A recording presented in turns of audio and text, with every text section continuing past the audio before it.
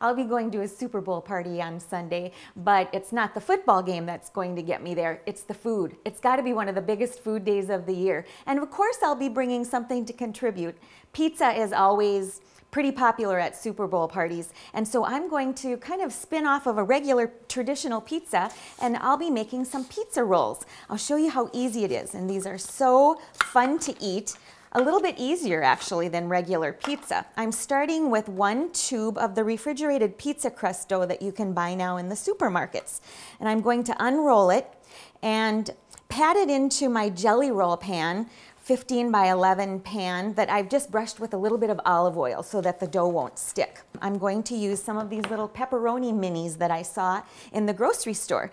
The reason I like to use these is because when I cut or slice this roll, it'll be much easier to pull apart than if I use those large rounds of pepperoni.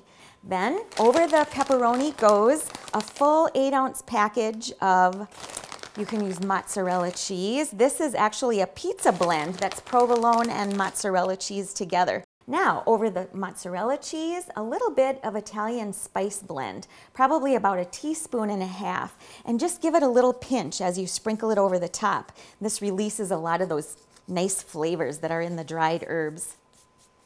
And then some Parmesan cheese. I've got a 1/4 cup that I'm using of shredded Parmesan cheese. And now it's ready to roll up. I start at the long side because I want a nice narrow, long roll. And when you get to the edge, bring the end up and just pinch the dough together to seal it. And then make sure the seam side is down when you're ready to bake it. Now my oven has been preheated to 400 degrees. It's all set to go.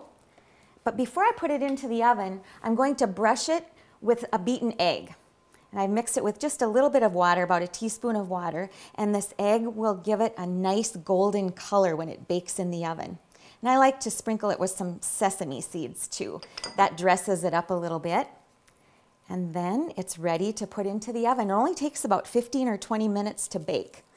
After 15 to 20 minutes, you can see that this pizza roll is just golden brown, and I've had it setting just a few minutes. Usually the end doesn't have a lot of filling, so I like to get deep inside, and oh, look at the cheese is nice and melty in there. There's lots of meat, and I like to serve it with a little bit of marinara sauce on the side for dipping. It's delicious, and you better make 2 of these because they'll go fast at the Super Bowl party. I'm Sue Doden, and I'm all about food.